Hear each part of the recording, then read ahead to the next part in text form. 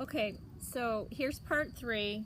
Again, I just want to stress that I definitely don't recommend breaking no contact and reacting to, the love triangle that the narcissist creates months and years after he's moved on to the next target. But I'm reading it because I want to point out more about what the narcissist is doing here.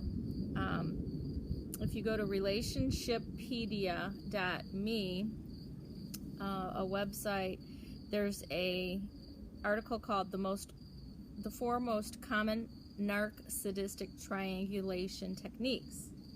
And all of this fighting and going back and forth was really initiated by the narcissist. If he had kind of kept his mouth shut and not told the other woman about what the other woman's doing and saying about them, or sending him a text when it's totally random, if he kept his mouth shut, none of this stuff would happen, but he wants it to happen. So here's the 4 common narcissistic sadistic triangulation techniques, and you can go, I'll put the link in the bottom of this video. Killing 2 birds with 1 stone. The narcissist wants to stir up jealousy and insecurity in the partner, and it also subtly warns the partner that she's replaceable. It's like, see, Mary's waiting in line. She hasn't forgotten about me. She's still there. You screw up, babe, and I'm going to bring her back in. Recycle her. Recruiting reinforcements. That's setting up one partner or the other to believe that the narc is the one who's being bullied and that he needs support. And it's all based on lies told by the narcissist. Splitting, pitting 2 people against each other, allowing the narcissist to be it allows the narcissist to be viewed positively in the love triangle. Here's the 2 crazy bitches fighting over him, and here's the narcissist sitting there quietly, and all he did was tell his wife, oh yeah, she texted me today, like, haha. He caused this whole thing to go on. Setting up a partner to appear to be abused to be the abuser prior to discard. So they like to especially do splitting prior to discard. Sorry about that. Somebody's doing something with some motor tool out there. The narcissist controls all the information. He likes everyone communicating through him and not with each other. Unfortunately, these 2 have communicated with each other. That's kind of bad for the narcissist because he risks exposure here when they communicate. What he's hoping is that they will fight and not communicate and just both feel insecure and bad. But if they communicate, he hopes they bash each other. He does not want to be exposed, though, by Mary.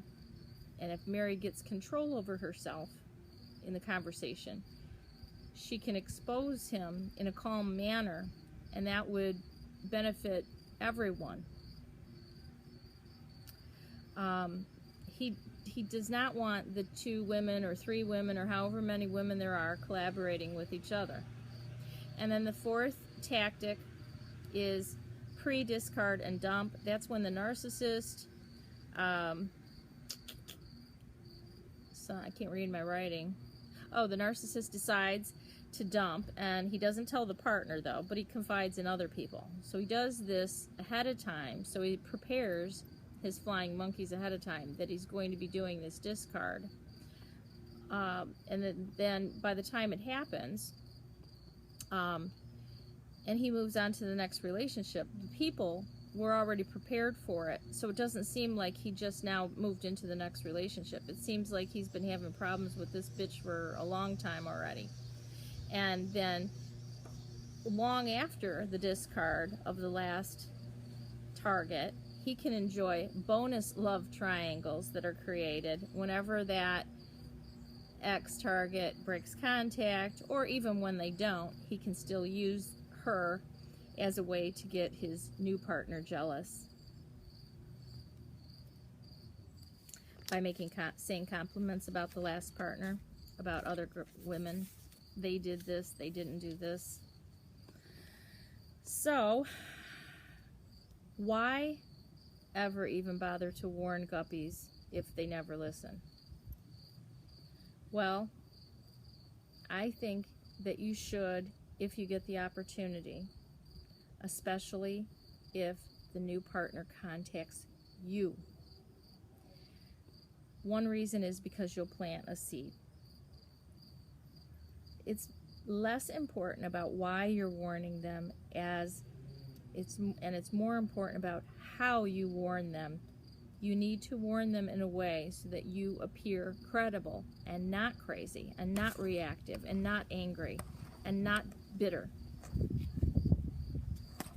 So if you get into a conversation with a new target that you would like to warn, and you're in a position to warn him or her, and this probably doesn't even happen with men because men don't do this kind of stuff. This is more like what women do. I think men, like, they get physical. They don't call each other, email each other, and text each other and kind of battle it out on social media, typically. So, number one, do not return put-downs that you're getting from the current target. Because, first of all, you're not going to feel good about it. This person is the new supply. They're going to end up in the same place you are eventually. And you'll appear angry. Do not return the put-downs. Be calm. Wait for the new supply to contact you if you possibly can wait. Preface your statements that you don't want more people hurt, and that's why you're telling her this. You're not telling her this to hurt her, to be vindictive. You're not telling her this because you want him back. And it's hard to tell her that you're doing this because you just don't want him to hurt other people when you can't stand this target, because, you know in your heart that it's the narcissist's fault, but it's very difficult to have a nice conversation with, the other person that, kind of ruined your life. Be specific when you're talking to the new target. Use words like dangerous, he's a con artist, he has a pattern of this. If you want to use the word narcissist and you think it's appropriate, use it, but tell them to actually look it up. Tell them that narcissism is probably not what they think, and that they should view some YouTubes if they're interested in taking your advice at all, or just at least giving you a chance to hearing you out, that what you're saying actually might have a grain of truth to it. Tell them that you understand why they wouldn't want to believe you and why they want to deny it. For example, this woman, she just married him, and she just left another state, and she basically turned her whole life around and gave up her career, for as far as we know, to be with this narcissist. So her cognitive dissonance is super high right now. I mean, she's not going back. She just went all in. She should have been warned a lot sooner.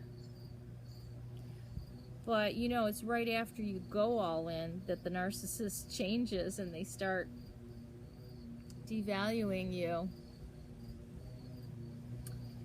Keep the new target talking as long as possible if you're on the phone.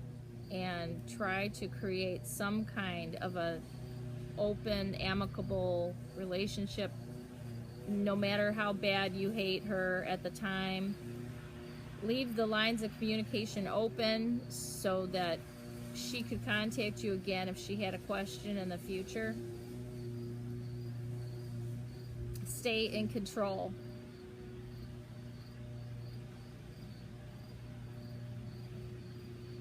Give your warning. Be specific once they hear it. End the conversation. A lot of people will disagree with this. They will say, why bother warning them? They don't listen. Or, I'm going to let him or her find out for themselves. And you can take that approach. I'm more interested in preventative measures, and especially when you see your narcissist going with these young girls that are truly, they are naive. And I'm not saying that it couldn't happen to anybody, because it did. It happened to me. I wasn't that young. But, I mean, the younger, more needy, more vulnerable, and less experienced the target is, the more easier they're going to get snowed. And they need to know about this stuff. And until this stuff becomes very widely known, so that even people who's never dealt with it before realize that they need to be on guard for it to happen, that it's much more common than what people might think. It's not just in the movies. All right, well, thank you so much for listening. That was long. Have a great weekend. It's Labor Day. I hope you're going to do something fun. I'm going back to the beach. Okay, bye.